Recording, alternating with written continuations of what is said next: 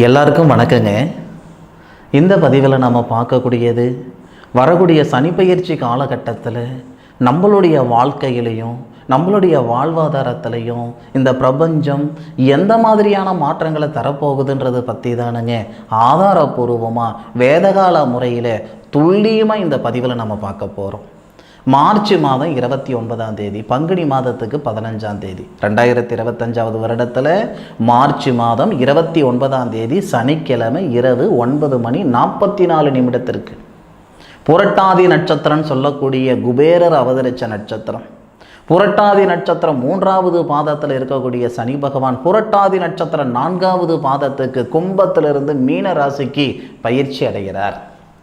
அந்த காலகட்டம் நம்மளுடைய ராசிக்கு எப்படி இருக்க போகுது? பொதுவாக ஒரு பாவகத்துக்கு ஒரு ராசி வராரு அப்படின்னா அந்த பாவகத்தில் இருக்கிற வரைக்கும் ஒரே மாதிரியான பலன்கள் வராது. நம்ம ராசிக்கு ஒரு தோராயமாக சொல்கிறேன், உதாரணத்துக்கு சொல்கிறேன். நம்ம ராசிக்கு 12ல் குரு சனி வராரு, நம்ம ராசிக்கு 11ல் வராரு, நம்ம ராசிக்கு 10ல் வராரு. அவர் எங்கனாலும் வரட்டும், அவர் எந்த இடத்துல இருக்கிறாருன்றதை விட யாருடைய நட்சத்திரத்தில் இருக்கிறாருன்றது தான் முக்கியம். மாட்டுக்கு பல்லு முக்கியம்னா மனுஷனுக்கு சொல்லு முக்கியம். அதே மாதிரி சாஸ்திரத்துக்கு சாரந்தானக முக்கியம். நட்சத்திரம் இல்லை அப்படின்னா சாஸ்திரம் கிடையாதுங்க. 27 நட்சத்திரம் 12 ராசியில் அடக்கம். 27 நட்சத்திரத்தில் இருக்கக்கூடிய பாதங்கள் பார்த்தீங்கன்னா 108 பாதங்கள். அப்போது ஒவ்வொரு நட்சத்திரத்திலேயே 4 பாதங்கள் வருங்க. ஒரு ராசியில் 3 நட்சத்திரங்கள் வருங்க. 3 நட்சத்திரம் கொண்டது ஒரு ராசியில் வரக்கூடிய 3 நட்சத்திரம் 9 பாதமாக இருக்கும். பொதுவாக எதிர்பார்ப்புகள் அப்படின்றது ஒவ்வொருத்தருக்கும் ஒவ்வொரு விதமான எதிர்பார்ப்பு, அதுவும் ஒவ்வொரு விதமான ஒவ்வொரு தருணத்திலையும் ஒவ்வொரு விதமான எதிர்பார்ப்புகள் இருக்க தான் செய்யுது. உதாரணத்துக்கு மேச ராசியில் பிறந்திருக்கோம், இல்லை ரிஷப ராசியில் பிறந்திருக்கிறோம்னா அந்த ராசியில் பிறந்திருக்கிறவங்க எல்லாமே ஒரே மாதிரியான சிந்தனை, ஒரே மாதிரியான எண்ணம், ஒரே மாதிரியான எதிர்பார்ப்புகள் இருக்கிறது இல்லைங்க. ஒவ்வொரு நேரத்துலையும் ஒவ்வொரு விதமான எதிர்பார்ப்பு இருக்கும். ஆனால் இந்த பிரபஞ்சம் எல்லா நேரத்துலையும் நமக்கு சாதகமான பலனை கொடுக்கறது இல்லைங்க. ஒவ்வொரு நேரத்துலையும் ஒவ்வொரு விதமான பலன் தான் தரும். அப்போது வரக்கூடிய சனி பயிற்சி காலகட்டம் நமக்கு எப்படி இருக்கும்? சாதகமாக இருக்குமா, பாதகமாக இருக்குமா? சொந்த வீடு வாசல் வாங்க வைக்குமா, இல்லை இருக்கிற வீடு வாசலை விற்க வைக்குமா? பொருளாதாரத்தில் இருக்கிற பிரச்சனையை சரி பண்ண வைக்குமா, இல்லை பொருளாதாரத்தில் இன்னும் சிரமம் ஏற்படுத்தி விடுமா? முழுமையாக விரிவாக விளக்கமாக அருமையாக அற்புதமாக இந்த பதிவில் நம்ம பார்க்க போகிறோம். அதுக்கு முன்னாடி தயவு செய்து நம்ம சேனலை இது வரைக்கும் நீங்கள் சப்ஸ்கிரைபர் பண்ணலைன்னா சப்ஸ்கிரைபர் பண்ணி சப்போர்ட் பண்ணுங்கள். உங்களுடைய கமெண்ட், உங்களுடைய கேள்விகள் நீங்கள் கமெண்ட் பாக்ஸில் பதிவு பண்ணுங்கள். ஜாதகத்தில் உங்களுக்கு ஏதாவது சந்தேகங்கள் இருக்கா கமெண்ட்டில் சொல்லுங்கள், உங்களுக்கு நான் பதில் கொடுக்குறேனுங்க. அதுபோக உங்களுடைய சுய ஜாதகத்தில் இந்த பாயிண்ட் ரொம்ப ரொம்ப முக்கியமான சமாச்சாரங்க. ஏன்னா கோச்சாரம் அப்படின்றது ஒருத்தருடைய ஜாதகத்தை பார்த்து பலன் சொல்கிறது இல்லைங்க. ஒரு ராசிக்கு தான் பலன் சொல்கிறோமே தவிர அந்த ராசியில் பிறந்த நீங்கள் இப்படி தான் இருப்பீங்கன்ட்டு யாரால சொல்ல முடியாது. ஒரு பிரசவத்தில் ஒரே நேரத்தில் பிறக்கக்கூடிய 2 பிள்ளைகள் தோற்றத்தில் ஒரே மாதிரி இருந்தாலும் எண்ணம், சிந்தனை, செயல், புத்தி எல்லாமே வெவ்வேறு மாதிரி இருக்கும். அப்போ ஒரு ராசியில் பிறந்தவங்களுக்கு ஒரே மாதிரியான பலன் வரும் அப்படின்றதெல்லாம் சும்மாங்க, ஏமாத்துற வேலை. உங்களுடைய ஜாதகத்துக்கு கொஞ்சம் முக்கியத்துவம் கொடுங்க. உங்களுக்கு என்ன தசை நடக்குது, என்ன புத்தி நடக்குது, தொழில் ஸ்தானாதிபதி யார், திருமண ஸ்தானாதிபதி யார், எந்த நேரத்தில் எந்த எதிர்பார்ப்பு உங்களுக்கு இருக்கோ அந்த எதிர்பார்ப்பு உங்கள் ஜாதகத்தில் எப்படி இருக்குதுன்னு ஒரு முறை பார்த்துக்குவாங்க. ஒரே நேரத்திலேயே நம்ம எல்லாமே எதிர்பார்க்க மாட்டோம். வீடு வாங்கணும்னு எதிர்பார்ப்போம் ஒரு நேரத்தில் ஒரு வண்டி வாங்கணும்னு எதிர்பார்ப்போம், ஒரு நேரத்தில் சரி கல்யாணம் பண்ணிக்கலான்னு எதிர்பார்ப்போம். அப்போ வீடு வாங்கணும்னா உங்கள் ஜாதகத்தில் லக்னத்திலிருந்து 4வது கட்டம், வாங்கணும்னா 4வது கட்டம், திருமணம் பண்ணுமா 7வது கட்டம், புத்திர பாக்கியமா 5வது கட்டம், உடம்புல நோய் நொடி வந்துடுச்சா 6வது கட்டம், தொழில் ஸ்தானமா 10வது கட்டம், தொழில் நல்லா இருக்குது லாபம் வரலையா 11வது கட்டம். இந்த மாதிரி நம்ம முன்னோர்கள் வேறு எந்த வகையிலையும் மனசாலுக்கு வரக்கூடிய பலனை தெரிஞ்சுக்கிட முடியாது, எதிர்காலம் என்னன்றது தெரிஞ்சுக்கிட முடியாது. இந்த ஜாதகத்தால் தான் தெரிஞ்சுக்கிட முடியுன்றதுனால தான் நம்ம முன்னோர்கள் பொக்கிஷமாக இந்த ஜாதகத்தை நமக்கு உருவாக்கி கொடுத்தாங்க. பேனா பேப்பர் கண்டுபிடிக்கிறதுக்கு முன்னாடியே சித்தர்கள் காலத்தில் மிகவும் பிரதானமாக இருந்தது ஜோதிடம். இன்றைக்கி ஜோதிடம் எப்படி இருக்குதுன்னா எல்லாம் தொழிலாகி போச்சு, அது ஒரு பக்கம் கிடக்கட்டும். நாம் எப்படி இருப்போம், அடுத்த 2.5 வருஷத்துக்கு நாம் எப்படி இருப்போம், நம்மளுடைய வாழ்க்கை எப்படி இருக்கும், வாழ்வாதாரம் எப்படி இருக்கும், என்ன செய்யணும் என்ன செய்யக்கூடாது, எப்படி இருக்கணும் எப்படி இருக்கக்கூடாது, முழுமையாக இந்த பதிவுகளை நம்ம பார்க்க போகிறோம். இந்த பதிவு மட்டும் முழுமையாக பாருங்கள். சப்ஸ்கிரைபர் பண்ணலைன்னா சப்ஸ்கிரைபர் பண்ணுங்க, உங்களுடைய நண்பர்களுக்கு ஷேர் பண்ணுங்க, சரிங்களா? தொடர்ந்து மேசராசியிலிருந்து மீனராசி வரைக்கும் தொடர்ந்து முழுமையாக அருமையாக அற்புதமாக இந்த பதிவில் நமக்கு பலன் பார்க்க தான் போகிறோம், சரிங்களா? உங்களுடைய கருத்துக்களை கமெண்ட் பாக்ஸில் பதிவு பண்ணுங்க. சிம்மராசியில் பிறந்தவங்களுக்கு சனி பகவானுடைய பயிற்சி காலம் அஷ்டமச்சனி. எத்தனையோ யூடியூப் சேனலை பார்த்துருப்பீங்க, அப்படி ஆகிடும் இப்படி ஆகிடும் பலவிதமான கருத்துக்கள் முன் வச்சுருப்பாங்க. ஒரு விஷயம் நல்லா புரிஞ்சுக்கோங்க, சனி பகவான் மார்ச் மாதம் 29ஆம் தேதி சிம்ம ராசிக்கு 8வது பாவகத்துக்கு போகிறது என்னவோ உண்மைதானுங்க, அதில் மாற்று கருத்து இல்லை. ஆனாலும் சனி பகவான் சிம்ம ராசிக்கு 8வது பாவகத்தில் குரு பகவானுடைய ஆதிக்கத்துக்கு போகிறார். ஏற்கனவே சிம்மராசி நண்பர்களுக்கு இந்த பிரபஞ்சம் பலவிதமான ஒரு அனுபவம் கொடுத்துருக்கு. யாரை நம்பணும் யாரை நம்பக்கூடாது, எப்படி இருக்கணும் எப்படி இருக்கக்கூடாது, எதை செய்யணும் எதை செய்யக்கூடாது, பலவிதமான அனுபவம் சிம்மராசி நண்பர்களுக்கு மிக அதிகமாகவே இருக்கும். இன்னொரு விஷயம் என்னன்னா, யாருக்குமே இல்லாத ஒரு பிராத்தம் சிம்மராசி நண்பர்களுக்கு இருக்குது. ராசிநாதன் சூரியன்.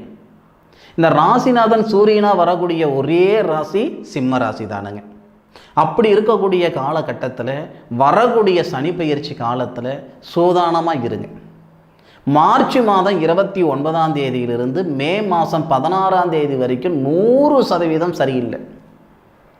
1% 2% இல்லைங்க, 100% சரியில்லை. மார்ச் மாதம் 29ஆம் தேதி சனி பகவான் பயிற்சி காலம். மார்ச் 29லிருந்து ஏப்ரல் மே 16ஆம் தேதி வரைக்கும் சூதானமாக இருந்தீங்கன்னா பரவாயில்ல. 2.5 வருடத்துக்கு பாதிப்பு அப்படின்றது அந்த 1.5 மாதத்தில் இருக்கிற சிக்கலை மட்டும் நீங்கள் தாண்டிட்டீங்கன்னா அடுத்த 2.5 வருஷம் உங்களுக்கு சுமூகமாக இருக்கும். அந்த 1.5 மாதத்தில் சிக்கிக்கிட்டிங்கன்னா அடுத்த 2.5 வருஷம் உங்களுக்கு கஷ்டமாக இருக்கும். ஏன்னா மே மாதம் 16ஆம் தேதி சனி பகவான் எந்த பாவகத்துக்கு போகிறாரோ அந்த பாவகத்துக்கு அதிபதி குரு பகவான் இடம்பெயர்ச்சி, அவர் பயிற்சி ஆவார். சிம்ம ராசிக்கு 11வது பாவகத்துக்கு வந்துடுவார், லாபஸ்தானத்தில் வந்துடுவார் குரு. லாபஸ்தானத்தில் குரு வரும்போது கொஞ்சம் சாதகமாக இருக்கும். 8வது பாவகத்திலிருந்து சனி பகவான் உங்களுக்கு தொல்லைகள் கொடுத்தாலும் 11வது பாவகன் சொல்லக்கூடிய லாபஸ்தானத்திலிருந்து குரு பகவான் கொஞ்சம் ஆறுதல் படுத்துவார். யாரோ சொன்ன மாதிரி கொடுக்குறவன் தூரத்துலேருந்து கொடுத்தா கெடுக்கிறவன் பக்கத்துலேருந்து கெடுக்கிற மாதிரி சனி பகவான் தூரத்துலேருந்து கெடுத்தாலும் பக்கத்தில் இருக்கக்கூடிய குரு பகவானுடைய அமைப்பு சிம்மராசி நண்பர்களுக்கு நல்லாவே இருக்கும். எது செய்யக்கூடாதுன்ற விஷயத்த சொல்கிறேனுங்க, அது மட்டும் மனசில் முழுமையாக ஏற்றிக்கோங்க. நண்பர்களுடைய சவகாசம், நண்பர்களோடு சேர்ந்து பிஸ்னஸ் பண்ணுறது, நண்பர்களோடு சேர்ந்து டூரு போகிறது, நண்பர்களோடு சேர்ந்து ஷேர் மார்க்கெட்டில் ஏதாவது காசு பணம் போடுறது, இல்லை நண்பர்களோடு சேர்ந்து வண்டி வாகனத்தில் ரேஸு போகிறது, இந்த மாதிரியான விஷயங்கள் தயவு செய்து குறைச்சிக்கோங்க. ஏன்னா சிம்மராசியில் பிறந்தவங்களுக்கு அஷ்டமச்சனின்ற விஷயம் ஒரு சில நண்பர்களுக்கு சட்ட ரீதியாக பிரச்சனைகள் வரைக்கும் ஏற்படுத்திவிடும். ஏன்னா சனி பகவான் சிம்மராசிக்காரங்களுக்கு ஒருபோதும் நல்லவர் கிடையாது. 6வது பாவகத்துக்கு அதிபதி அவரே, 7வது பாவகத்துக்கு அதிபதியும் அவரே. ஒரு சில நண்பர்களுக்கு மன வாழ்க்கையில் ஏகப்பட்ட பிரச்சனைகளை கொடுத்துரும். கணவன் மனைவிக்குள்ளார கருத்து வேறுபாடு, காதலர்களுக்குள்ளார கருத்து வேறுபாடு, பிரச்சனை, பிரிவினை, எதுவாக இருந்தாலும் பட்டம் பார்த்து பயிர் செய்யுன்னு சொன்ன மாதிரி காலம் அறிந்து 1 முறைக்கு 3 முறை யோசனை பண்ணி ஒரு செயல் செய்யுங்க. மே 16ஆம் தேதி வரைக்கும் நல்ல எண்ணம் சிந்தனை புத்தியில் இருந்தீங்கன்னா மே மாதம் 16ஆம் தேதிக்கு மேற்கொண்டு பெருசாக உங்களுக்கு சங்கடம் இல்லை. அஷ்டமச்சனி அப்படின்னா 8வது பாவகத்துக்கு போகக்கூடிய சனி பகவான் 3 நட்சத்திரத்தில் அவரை ட்ராவல் பண்ணுவாங்க. ஃபஸ்ட்டு மார்ச் 29ஆம் தேதியிலிருந்து ஏப்ரல் 18ஆம் தேதி, ஏப்ரல் 28ஆம் தேதி வரைக்கும் தான் புரட்டாதி நட்சத்திரம். புரட்டாதி நட்சத்திரம்னா 8வது பாவகத்தில் இருக்கக்கூடிய சனி பகவான் 8வது பாவகத்துக்கு அதிபதியோட நட்சத்திரத்தில் இருக்கும்போது அந்த 8வது பாவகத்துக்கு அதிபதி குரு பகவான் சிம்ம ராசிக்கு 10ல் இருக்கிறார். அது சரியில்லை. அப்போ புரட்டாதி நட்சத்திரத்தில் இருக்கும்போது நமக்கு நல்ல பலன் வராது. உத்திரட்டாதி நட்சத்திரத்தில் 13-14 மாதத்துக்கு வருவார் சனி பகவான். 2025 ஏப்ரல் மாதம் 28ஆம் தேதியிலிருந்து 2026 மே மாதம் வரைக்கும் வருவார். அந்த காலகட்டமும் நமக்கு சாதகமாக இருக்காது. ஆனாலும் 2025 மே 16க்கு மேற்கொண்டு குரு மாறுறது நமக்கு நல்ல விஷயம். அது ஓரளவுக்கு தெளிவாக இருக்கும், ஓரளவுக்கு பரவாயில்லையாக இருக்கும். 10வது மாடியிலேருந்து கீழே விழுறதுக்கும் 2வது மாடியிலேருந்து கீழே விழுறதுக்கும் வித்தியாசம் இருக்குது இல்லைங்களா? அந்த மாதிரின்னு வச்சுக்கோங்களேன். அதனால் சிம்மராசிக்காரங்க ரொம்ப அதிகமாக பயப்படணுன்ற அவசியம் இல்லை. எது வேணாம் எது வேணுன்றதில் மட்டும் தெளிவாக இருங்க. ஆடம்பரமாக இருக்கணும்னு நினச்சிங்கன்னா இருக்கிற இடம் தெரியாமல் போய்விடுவீங்க, பார்த்துக்கோங்க. நான் காரு வாங்க போகிறேனுங்க, பைக்கு வாங்க போகிறேனுங்க, ஆடம்பரம். அதுக்கும் வாங்க வேணான்னு சொல்ல வரலைங்க. அவசியம் என்ன, அத்தியாவசியம் என்னன்றது உணர்ந்து செயல்படுங்க. யாருக்காவது காசு பணம் கொடுத்தா வாங்க முடியாது. ஏண்டா கொடுத்தோம் எதுக்கடா கொடுத்தோன்ற அளவுக்கு சிக்கல் வந்துடும். வெளி மாநிலத்தில் இருக்கிறவங்க, வெளிநாட்டில் இருக்கிறவங்க இந்த நேரத்தில் ஏதாவது லாட்ரி கிட்ட எடுத்திங்கன்னா, ஒரு லாட்ரி வாங்கலான்னு எடுத்துக்கிட்டிங்கன்னா கண்டிப்பாக நட்டம் ஆகிடும். அதுவே மனசில் தோணி அதுக்கே நீங்கள் அடிக்ட் ஆகிற மாதிரி ஆகி போயிடும். முடிஞ்ச அளவுக்கு பொறுமையாக இருக்கு. படித்த படிப்புக்கு உண்டான உத்தியோகமெல்லாம் கிடைச்சி விடுமா அப்படின்னு கேட்டிங்கன்னா கிடைக்கிற உத்தியோகத்தை பார்த்துக்கிடணும். மனநிறைவு கொடுக்குதோ இல்லையோ, இருக்கிற நிலைமையிலேருந்து நீங்கள் மேலே போகிறீங்களோ இல்லையோ, இருக்கிற நிலைமையிலேருந்து கீழே போகாமல் பார்த்துக்கிடணும். அப்போ வரக்கூடிய சனி பகவானுடைய பயிற்சி காலகட்டம் பார்த்திங்கன்னா கிட்டத்தட்ட ஒரு 60% 65% சிம்மராசி நண்பர்களுக்கு பாதகமாக தான் இருக்கும். அதில் ஒரே ஒரு நல்ல விஷயம் என்னன்னா, குருவுடைய பயிற்சி காலம். இந்த மே மாதத்திலிருந்து அடுத்த மே மாதம் வரைக்கும் அந்த குரு பகவானுடைய பயிற்சி காலம் மட்டுமே சிம்மராசி நண்பர்களுக்கு ஓரளவுக்கு ஆறுதலாக இருக்கும். விரயம் பண்ணுங்க. விரயம் நீங்கள் தாராளமாக பண்ணலாம். இடமாற்றங்கள் ஆகலாம்னு இருக்கிறீங்களா, தாராளமாக இடமாற்றங்கள் ஆகுங்க. பூர்வீகத்திலிருந்து வெளியே போகலாம்னு இருக்கிறீங்களா, செய்யலாம், தப்பில்லை. இல்லை புதுசாக ஒரு மனம் வாங்கலாம்னு இருக்கிறீங்களா, பேங்க்கில் லோன் கீன் போட்டு எதாவது செஞ்சுக்கிடலாம்னு இருக்கிறீங்களா, செய்யலாம், தப்பில்லை. வட்டிக்கு பணத்தை வாங்கி எதாவது செய்யலாம்னு இருக்கிறீங்களா, செய்யுங்க. ஆனால் மற்றவங்களுடைய பணம் உங்ககிட்ட இருந்தால் அந்த பணம் எங்கேயும் போகாது. உங்கள் பணம் மற்றவங்கக்கிட்ட இருந்தால் தேவையில்லாத சிக்கல் ஏற்படுத்திவிடும். காசு பணத்தை கொடுத்து ஒருத்தரை பகைச்சிக்காதீங்க. கணவன் மனைவிக்குள்ளார கருத்து வேறுபாடு ஏற்பட தான் செய்யும். முடிஞ்ச அளவுக்கு விட்டு கொடுத்து போயிடுங்க. காதலர்களுக்கு இடையிலேயே பலவிதமான கருத்து வேறுபாடு கொடுத்து பிரிவினைகள் கொடுத்துரும். முடிஞ்ச அளவுக்கு ஜாக்கிரதையாக இருங்க. இரும்பு தொழில் ஏற்கனவே சிம்மராசி நண்பர்களுக்கு ஒன்றும் பெருசாக ஒன்றும் செட் ஆகாது. அதையும் மீறி ஒரு சில நண்பர்கள் செய்துக்கிட்டு இருக்கிறீங்கன்னா அந்த தொழில் அதிகப்படுத்தாமல் பார்த்துக்கோங்க.